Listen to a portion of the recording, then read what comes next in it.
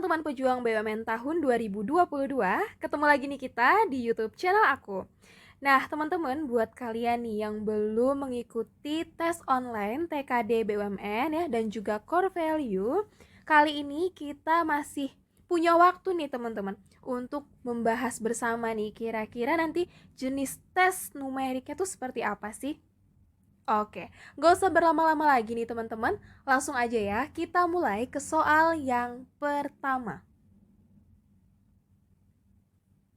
Rumah Samsul dengan sekolah berjarak 1,5 kilometer. Samsul mampu berjalan dengan kecepatan rata-rata 3 kilometer per jam. Waktu yang dibutuhkan untuk pergi dan juga pulang dari rumah ke sekolah selama 1 minggu, yaitu 6 hari masuk sekolah adalah... Nah, kira-kira gimana nih teman-teman ngerjainnya? Oke, kita buat ilustrasinya dulu ya. Ini adalah rumahnya si Samsul. Nah, kemudian dia pengen ke sekolah nih teman-teman ya. Ke sekolah aku lambangkan dengan bendera aja ya, karena sekolah identik dia punya lapangan upacara bendera. Oke, nah ini jaraknya adalah 1,5 kilometer ya, 1 kali jalan. Kemudian kecepatannya itu 3 kilometer per jam. Kecepatan kita lambangkan dengan V ya teman-teman. 3 kilometer per jam. Nah, sekarang kan yang ditanya adalah waktu. Kalian tahu kan rumus untuk mencari waktu itu apa sih? Nah, mungkin yang lebih familiar adalah rumus kecepatan ya. Kecepatan atau V ya teman-teman. Kecepatan sama dengan jarak per waktu. Ya. Maka ketika yang dicari adalah waktu, ya, menjadi apa teman-teman? Waktu sama dengan jarak dibagi dengan kecepatan. Ya. Nah, untuk jaraknya sendiri kita tahu adalah 1,5 kilometer. Dan kecepatannya adalah 3 kilometer per jam. Maka 1,5 dibagi 3 berapa teman-teman? Oke, 0,5 atau setengah jam ya. Nah, ini adalah untuk 1 kali perjalanan. Sedangkan di soal yang ditanya adalah pulang pergi. Berarti teman-teman, setengah jam, setengah ya, kita kalikan dengan 2. Karena kan yang ditanya adalah pulang pergi. Lalu dikalikan 1 minggu, yaitu 6 hari masuk sekolah. Maka dikali 6. Oke, ini bisa kita coret-coret. Nah, 1 kali 6, yap, 6. Maka jawaban yang paling tepat adalah 6 jam. B ya teman-teman. Oke, sekarang kita bisa lanjut nih ke soal yang kedua. Johan mendapat nilai 78, 87, 82, dan 93 untuk 4 mata pelajaran. Nilai yang harus diperoleh Johan untuk mata pelajaran yang kelima agar nilai rata-rata Johan 86 adalah. Nah, teman-teman ingat nggak cara mencari rata-rata? Ya, kita lambangkan dengan X bar, teman-teman. Sama dengan total nilai, ya, itu kita bagi dengan banyak data. Ya. Nah, kita menginginkan untuk nilai rata-rata Johan itu 86. Maka total nilainya kita jumlahkan dulu teman-teman. 78 ditambah 87 ditambah 82 ditambah 93 ditambah nilai pelajaran kelimanya. Kita lambangkan dengan X. Oke. Kemudian banyak datanya. Ini ada 1, 2, 3, 4 ya. 4 nilai ditambah 1 lagi nilai pelajaran yang kelima. Nah, kalau udah ketemu seperti ini, kita jumlahkan dulu teman-teman. 86 sama dengan 78 tambah 87 tambah 82 tambah 93, berapa teman-teman? Oke, 340 ya. Kemudian ini plus X per 4 tambah 1 yaitu 5. Kalau udah seperti ini, kita kali silang. Ini kan artinya per 1 ya teman-teman.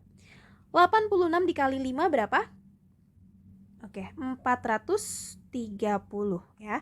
Sama dengan 340 ditambah X. Maka X sama dengan 430 dikurang karena pindah ruas ya. Dikurang 340. berapa? Oke, 90. Nah, untuk mendapatkan nilai rata-rata 86, maka nilai mata pelajaran yang kelima ya dari si Johan ini adalah 90. B ya teman-teman. Yuk kita lanjut lagi nih ke soal yang ketiga.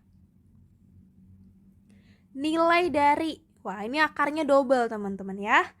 Akar, kemudian akar lagi ya, dari 5 pangkat 2 dikali 5 pangkat 5 dikali 5 pangkat 3 adalah. Nah, kalau udah lihat nih, bilangan bulatnya ini sama teman-teman. Ada salah satu prinsip dalam perpangkatan ya. Ketika A pangkat M dikali A pangkat N, ini sama dengan A pangkat M plus N. Artinya teman-teman, pangkat yang di dalam bisa langsung kita jumlahkan. Berarti ini 5, pangkatnya itu ada pangkat 2, ditambah pangkatnya itu adalah 5, oke, ditambah pangkat 3. Sampai di sini teman-teman. Paham ya? Diingat baik-baik prinsip ini. Oke, nah artinya akar, kemudian akar lagi. 5 pangkat berapa teman-teman? 2 tambah 5 tambah 3? 10. Nah, tapi belum ada di pilihan jawaban. Kita lanjut sederhanakan lagi. Kalian tahu nggak akar ya? Kemudian ini A pangkat M, di sini N. Nah, ini bisa kita selesaikan jadi A pangkat M per N. Jadi akarnya hilang teman-teman. Nah, ini ya, prinsip ini bisa kita terapkan untuk menyelesaikan soal ini.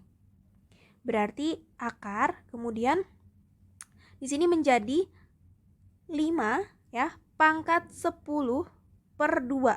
Jadi akar yang di luar ini hilang teman-teman. Ini kan kalau nggak ada angkanya artinya di sini 2 ya teman-teman ya. Nah, ini bisa hilang, berarti menjadi akar dari 5 pangkat 10 per 2. Kita lanjutin, berarti menjadi akar 5 pangkat 10 bagi 2? 5. Oke, nah ini belum juga ada di pilihan jawaban teman-teman. Lanjut lagi nih, berarti kita harus sederhanakan. Bentuk ini bisa kita ubah menjadi ini. Ya, berarti 5 pangkat 5 per 2. Belum ada juga di pilihan jawaban, kita lanjut lagi sederhanakan. Ini 5 pangkat 2-nya bisa kita pecah teman-teman menjadi 2, 1 per 2. Ya, artinya 5 pangkat 2 dikali ya, 5 pangkat 2, oke, dikali dengan 5 pangkat setengah. 5 pangkat setengah. Kalau disederhanakan lagi, 5 pangkat 2 adalah 25 ya, kali. Ini bisa kita ubah teman-teman menjadi bentuk ini. Berarti menjadi akar 5 ya. 25 dikali akar 5 berapa? 25 akar 5. Nah, udah ketemu teman-teman, jawabannya adalah yang C ya. Yuk, sekarang bisa kita lanjut nih ke soal yang keempat.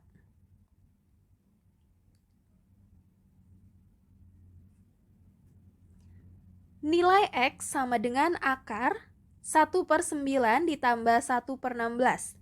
Dan Y sama dengan akar 1 per 9 dikurang akar 1 per 16. Maka, nah kita cari nih teman-teman X sama Y-nya ini berapa sih? Ya, oke, kita cari yang X terlebih dahulu. Untuk penjumlahan pecahan seperti ini teman-teman, kan kita mungkin agak sulit ya untuk mencari berapa sih penyebutnya biar sama-sama gitu ya. Nah, kita bisa kalikan aja teman-teman, 9 dikali dengan 16. Itu buat penyebutnya ya. 9 dikali 16.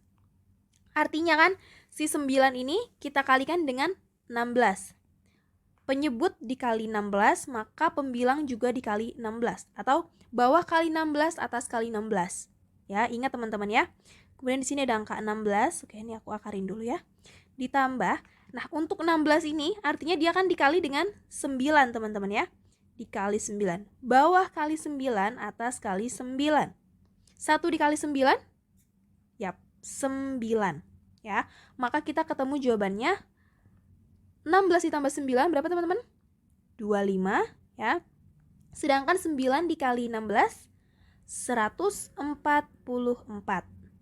Nah, ini kalau kita akarin, akar dari 25 itu adalah 5, akar dari 144 adalah 12. Paham? Nilai X-nya udah ketemu teman-teman, 5/12. Sekarang yang Y ya. Nah, di sini untuk akar dari 1/9 berapa teman-teman? Akar 1. 1, akar 9. 3. Paham? Dikurang akar 1/16. Akar 1 yaitu 1. Akar 16 berapa teman-teman? 4. Nah, lanjut nih. Karena ini penyebutnya masih berbeda, kita kaliin aja teman-teman. 3 kali 4 ya. Berarti kan ini 3 kali 4. Bawah kali 4, atas kali 4. 4 kali 1? 4. Kita kurang. Artinya yang 4 ini dikalikan dengan 3, bawah kali 3, atas kali 3. 1 kali 3? 3. Oke, berarti 4 dikurang 3 yaitu 1/3 kali 4, 12. Nah, udah ketemu teman-teman. Nilai X-nya 5/12, nilai Y-nya 1/12. Artinya, nilai X lebih besar daripada Y. Oke, paham ya? Jawabannya adalah yang B, teman-teman.